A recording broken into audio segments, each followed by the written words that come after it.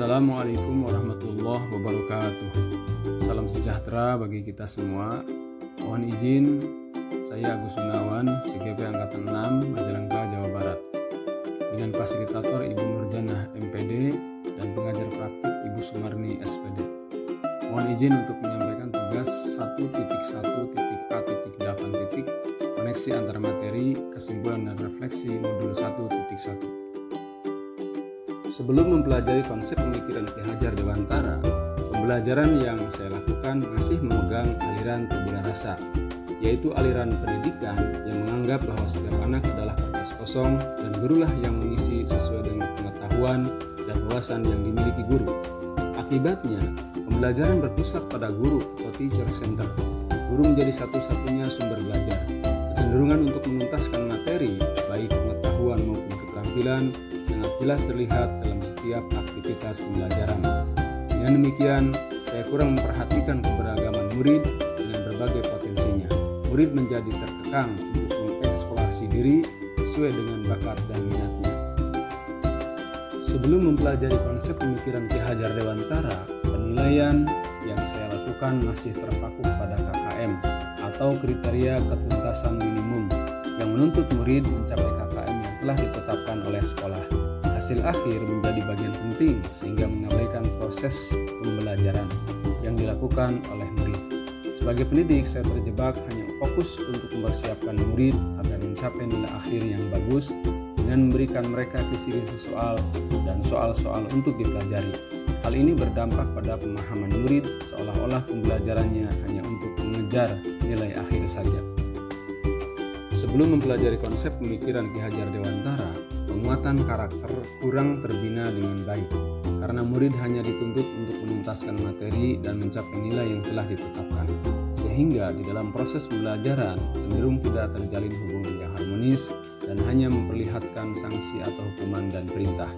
Misalnya, memberikan sanksi ketika murid tidak bisa mengerjakan latihan atau tidak mengerjakan PR, memberikan perintah tanpa memperhatikan proses dialog dan membangun komunikasi yang baik. Ini adalah beberapa pemikiran Ki Hajar Dewantara tentang pendidikan yang mengubah pola pikir saya yang sebelumnya.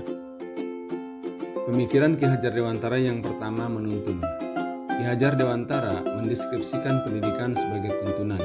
Maksud pendidikan adalah menuntun segala kodrat yang ada pada anak-anak agar mereka dapat mencapai keselamatan dan kebahagiaan yang setinggi-tingginya baik sebagai manusia maupun sebagai anggota masyarakat.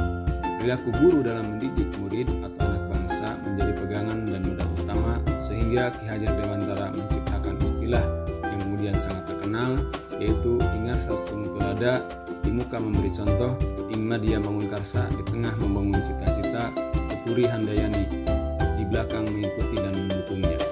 Pemikiran Ki Hajar Dewantara yang kedua yaitu kodrat alam dan kodrat zaman. Kodrat alam berkaitan dengan sifat dan bentuk lingkungan tempat di mana murid berada. Kodrat zaman berkaitan dengan isi dan irama, yaitu cara mewujudkan hidup dan kehidupannya hendaknya selalu disesuaikan dengan dasar-dasar dan asas kehidupan kebangsaan yang bernilai dan tidak bertentangan dengan sifat-sifat kemanusiaan. Ki Hajar Dewantara mengingatkan para pendidik untuk menuntun murid mencapai kekuatan kodratnya sesuai dengan alam dan zaman dengan menggunakan asas trikon, yaitu kontinu, berkesinambungan, konvergen, bertemu secara terbuka dengan perkembangan alam dan zaman, konsentris, menyatu dengan nilai-nilai kemanusiaan.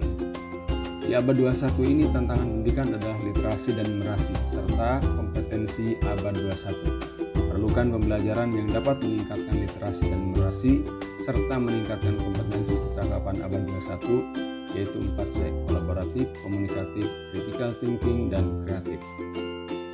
Pemikiran Ki Hajar Dewantara yang ketiga yaitu budi pekerti. Budi pekerti, watak atau karakter merupakan hasil dari bersatunya gerak pikiran, perasaan, dan kehendak atau kemauan sehingga menimbulkan tenaga.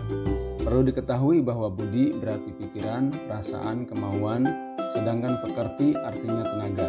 Jadi budi pekerti merupakan sifat jiwa manusia, mulai angan-angan hingga menjelma sebagai tenaga.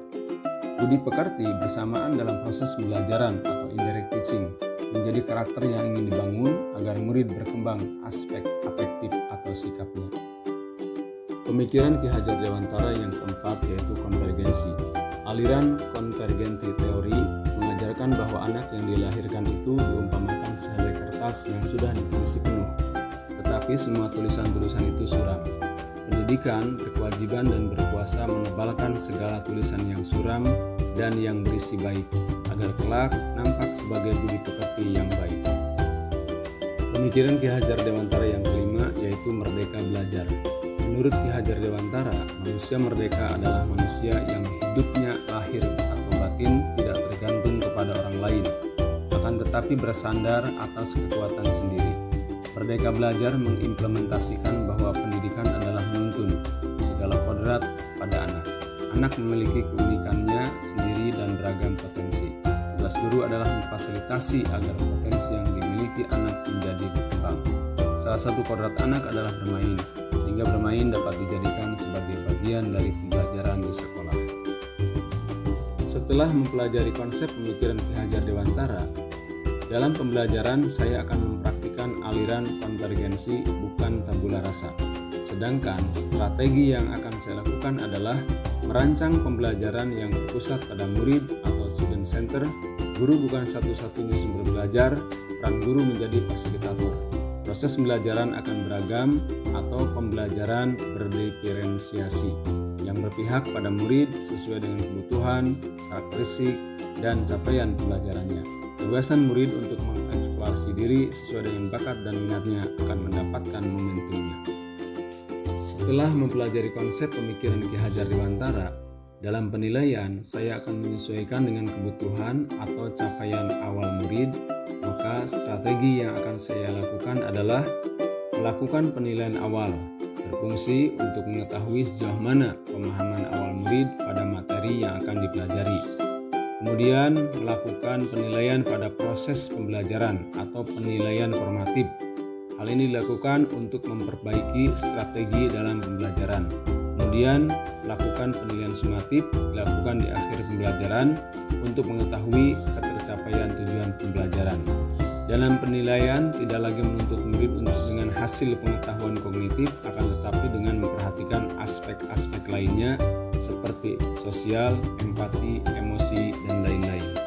Setelah mempelajari konsep pemikiran Ki Hajar Dewantara, perlunya pengembangan budi pekerti melalui penguatan karakter.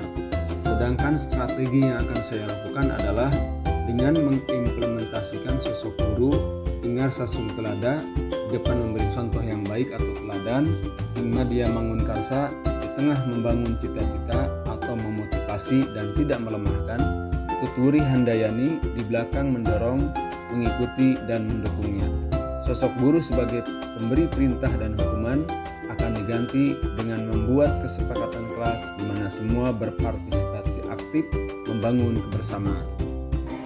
Yang dapat segera diterapkan di kelas yang mencerminkan pemikiran Ki Hajar Dewantara, di antaranya 1. Berusaha untuk mengimplementasikan ingar sasung tulada ing madya mangungkarsa tuturi handayani. Yang kedua, berperan sebagai fasilitator bagi murid. Yang ketiga, melakukan kesepakatan kelas dalam pembelajaran. Yang keempat, melakukan proses pembelajaran yang berpihak pada murid atau pembelajaran yang berdiferensiasi. Yang kelima, melakukan refleksi dalam pembelajaran. Yang keenam, mengembangkan budi pekerti atau karakter murid. Demikian yang dapat saya sampaikan. Semoga bermanfaat bagi kita semua. Terima kasih atas segala perhatiannya. Mohon maaf atas segala kekurangannya. Wassalamualaikum warahmatullahi wabarakatuh. Salam sejahtera bagi kita semua.